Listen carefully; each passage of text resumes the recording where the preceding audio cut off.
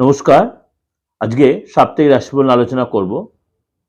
আজ বলবো ডিসেম্বর মাসের তৃতীয় সপ্তাহ নিয়ে। ডিসেম্বর মাসের তৃতীয় সপ্তাহ অর্থাৎ 15th December two 21st December সারাটা সপ্তাহ কেমন যাবে। আমরা ক্রমশ 2025 একদম শেষ মুহূর্তে চলে এসেছি।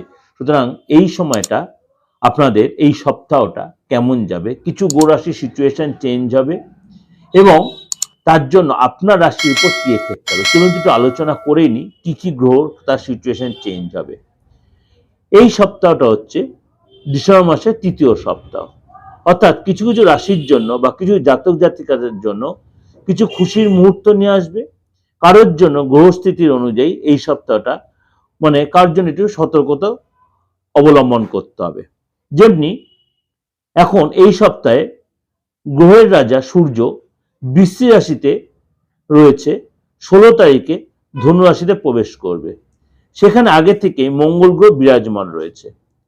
বুধ বৃশ্চিক রাশি, গুরু বক্রী অবস্থায় মিথুন রাশিতে, শুক্র বৃশ্চিক রাশিতে 20 ডিসেম্বর ধনু রাশিতে প্রবেশ করবে এবং শনি মীন রাশিতে, রাহু কুম্ভ রাশিতে, কেতু সিংহ রাশিতে রয়েছে।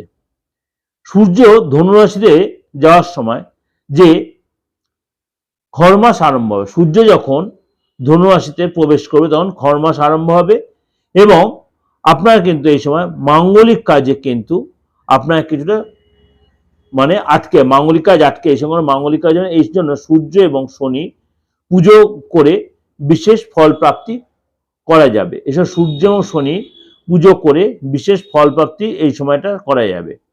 এই সময় আপনার এই সপ্তাহটা কেউ কেউ কোনো কোনো জাতক জাতিকা ভাগ্য যত সাথ দেবে, যেমন মেষ থেকে মীন অবধি আপনার সাপ্তাহিক সিচুয়েশনটা কেমন যাবে। এই সপ্তাহে আপনার ডিসেম্বর মাসে কোনো কিছু কিছু রাজযোগ আপনার তৈরি হচ্ছে, যেমন আপনার লক্ষ্মীনারায়ণ রাজযোগ বা লক্ষ্মীনারায়ণ যোগ, মঙ্গল আদিত্য যোগ, শুক্রাদিত্য যোগ, কেন্দ্র দৃষ্টি এবং স্বরাষ্ট্রক যোগ এবং সমসপ্তম যোগ এবং মহাধনী রাজযোগ তৈরি হচ্ছে। অর্থাৎ একাধিক যে রাজযোগ তৈরি হচ্ছে সেটা এই রাশির উপরে কি এফেক্ট হচ্ছে চলুন তো একটু আলোচনা করি। এবার কোন কোন রাশির উপর ভালো, কোন কোন রাশিকে সতর্কতা, কোন কোন রাশির জন্য একটু মিডিয়াম সিচুয়েশন।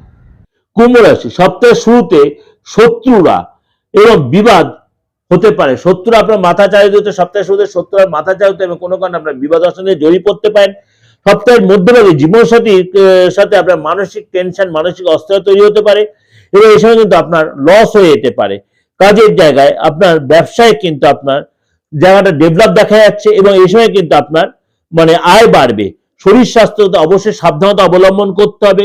ঋণ, রোগ, শত্রু আপনাকে চাপে, ঋণ, রোগ, শত্রু আপনাকে চাপে ফেলতে পারে, আপনাকে নেগেটিভ জায়গায় টানতে পারে।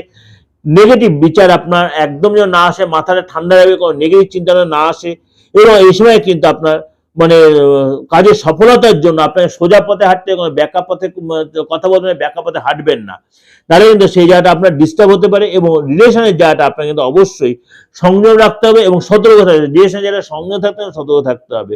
অর্থাৎ এই যে আপনার ওভারঅল একটা প্রেজেন্টেশন দিলাম সমস্ত গ্রহ রাশির উপর বেস করে, একাধিক রাজযোগের উপর বেস করে আপনাদের অবশ্যই আপনার সারাটা সপ্তাহ কিন্তু অনেকাংশে আপনাদের ভালো যাচ্ছে এবং যদি দেখছেন কোনো কোনো রাশি যদি দেখা যায় সময়টা অতটা সাপোর্টিং হলো না, আপনি নির্দ্বিধায় কোনো কারোর সাথে কনসাল্ট করুন, আপনার ডেট অফ বার্থটা দেখান আর ফেসটা দেখান, তাহলে আপনি অবশ্যই আপনার হাতটা দেখান, আপনি অবশ্যই তার প্রপার প্রেডিকশন পাবেন এবং রেক্টিফিকেশনটা আপনি অবশ্যই করে নেওয়ার প্রয়োজন আছে।